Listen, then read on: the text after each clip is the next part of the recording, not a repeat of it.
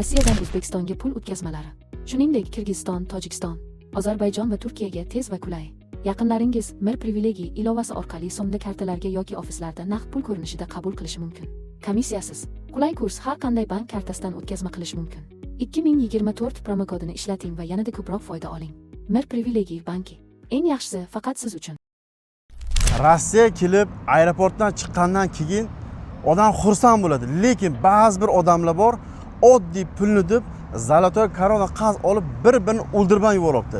Videoni ochiq ko'rsangiz aniq tushunib olasiz. Assalomu alaykum do'stlar, sizlar bilan har doimgidek Behzod Mamatjonov hamda Yo'ldoshbek Karimov. Biz hozir aeroport Vnukovga kelamiz. Zolotoy koronadan odamlar bir-biriga qarz olib, o'ldirib, o'ligini qoralab ko'mib ketgan insonlar ham bor. Mana shu tema to'g'risida gapirib o'tamiz va yaqinda mana shu O'zbekiston fuqarosi ayol kishini o'ldirib, ko'mib ketgan o'sha qizni onasi hozir Moskvaga kelgan. Yaqinda o'zlari bilan video qilamiz. Ikkisi ham eng ajranlisi O'zbekiston fuqarosi. Odamlar Rossiyaga keladi, qiynalib aeroportdan chiqib, hozir vaqtlar ko'rib turibsiz, qancha qiyin. Qiynalib chiqib bir ish topib, endi ishlayman degan vaqtda ba'zi bir kalamushlar borki, shunaqa ishlar qiladi. Biron nomiga yashiroqcha kredit olib, to'lab yurib, undan keyin katta summa olib qochib ketadi. Qochib ketgani hay mayli, bir-birini o'ldiribdi. Hozir shu tema to'g'risida yana tushuntirib o'tamiz. Yo'ldosh aka, siz mana dars tushuntirib bering mana shu temalarni. Avvalambor Zolotoy korona dan qarz olganlar hozir 2-3 yil oldingiga nisbatan qisqa muddatda yo o'sha prasroshka bo'lsa, ko'pchilikda yo O'zbekistondan kelayotganda zapret bo'lyapti, yo Tojikistondan, yo Qirg'izistondan yoki Rossiyadan ketayotganda zapret bo'lyapti. Ushbu holatga tushmaslik uchun akalar yaxshilab tekshirib olinglar. Kimda agar qarzdorligi Federalniy slujba судебный приставga chiqqan bo'lsa, qarzdorlik sudga oshirilib bo'lgan bo'lsa, unda siz Rossiyada bo'lsangiz Rossiyadan chiqib keta olmaysiz. O'zbekistonda va Tojikistonda bo'lsangiz, u yoqdan sizni qaytaradi. U yoqdan ham chiqib kela olmaysiz. Ba'zi birlar o'ylaydi, "Men qarzim bor-ku naborat, meni qo'yib olish kerak, Rossiyaga kirib kelishim kerak" deb o'ylaydi. Unda emas. U sudga qarzdorlik oshirildimi, uni to'lab 10-15 kun ichida u bazadan o'chib ketdimi, keyin siz bemalol Rossiya hududidan chiqib ketsangiz bo'ladi yoki O'zbekiston, Tojikistondan bu yoqqa kelsangiz bo'ladi.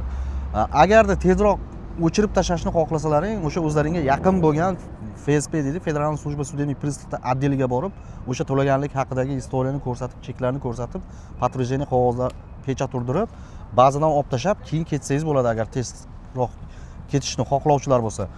Hozir mana shu qarzni deb bir-birini go'shtini yeb, bir-birini o'ldirishgacha borayotgan mavzu haqida qisqacha Behzodjon o'zlari to'xtalib o'tadilar. Yaqinda bir opamiz aloqaga chiqdilar, qizim yo'qoldi deb.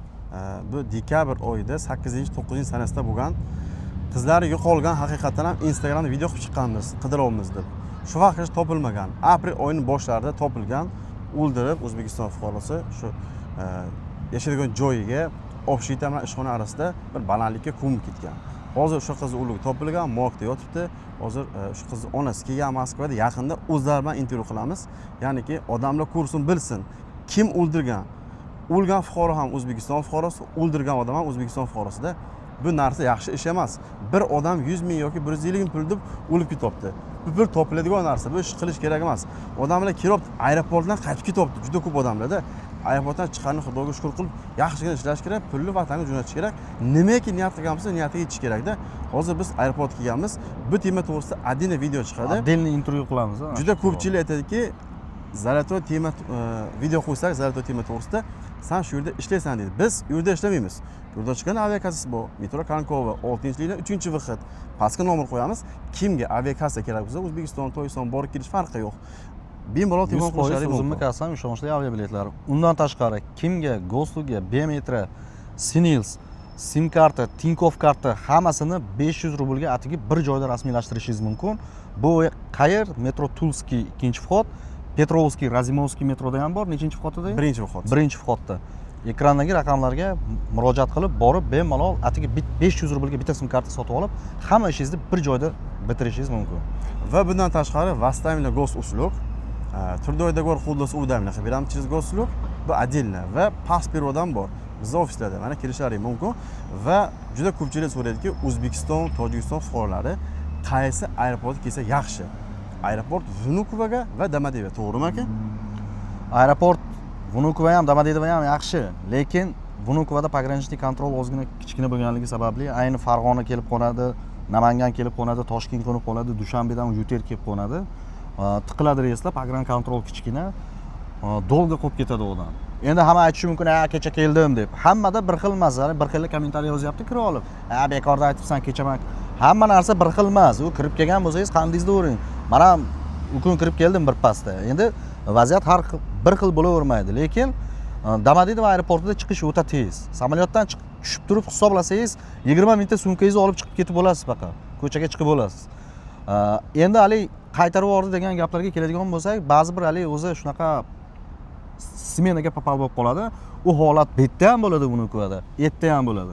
Endi oldindan odam qaysi aeroportdan zo'r o'tishi, o'tkazmaslik, o'tkazishini bilsa, oliy folbin bo'lish kerak edi, yo folbin emas, xudo bo'lish kerak edi u.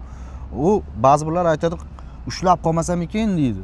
U qaydan bilamiz? Даже o'zimiz bilmaymiz qaysi aeroportdan kirib kelib o'tib kelamizmi yo'qmi? Bu tavakkal narsa avvalambor uydan chiqib kelayotgan odamga. Ba'zi birda o'shanaqa bir yomonroq smenaga papal bo'lib qolsa, u holat Vunukovada ham bo'lishi mumkin, Domodedovoda ham bo'lishi mumkin, qaytarib yuborishi mumkin.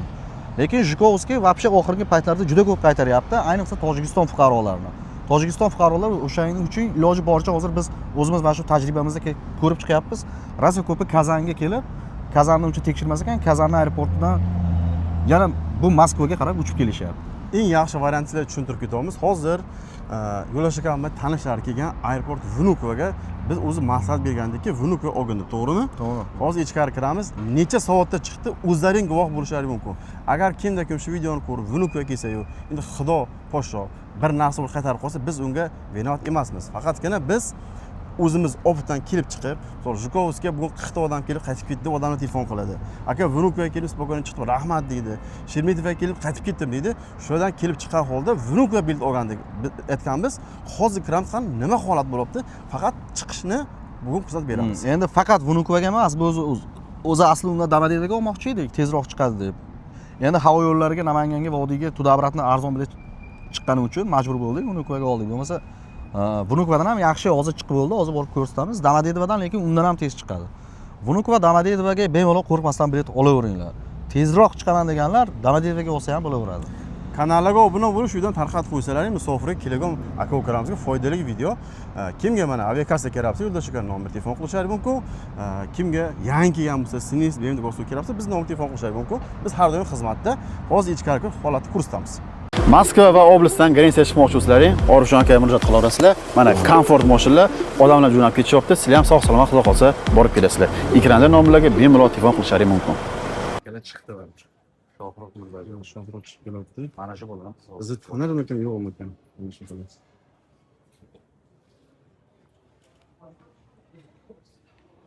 Assalomu alaykum. Qalay bo'ldilar? Shohruhjon qanday endi? Yarim soat. Narigi safar 2 soatda chiqdi. Yo'q, bundan bir 4-5 kun oldin. Hozir yaxshi, xudoga shukr. 25 minutda chiqib keldi. Ana sizlarga real. Nimani privetga qildi? Hola. Priverka? Ishni priverka yo'q. So'ramadimi? Siz zakaz qo'ydingiz sizga. Ishga dedi, ishga dedi. Ha. Bosdi. Mana sizlarga joy holat ekan. Sizning manzil metro Tulskaya 2-vaqtdan chiqib sirasi 10 qo'lga burilib shu yerga kelasiz. Bu yerda Targoviy sentr kорабль joylashgan, mana shu baland domi ostida.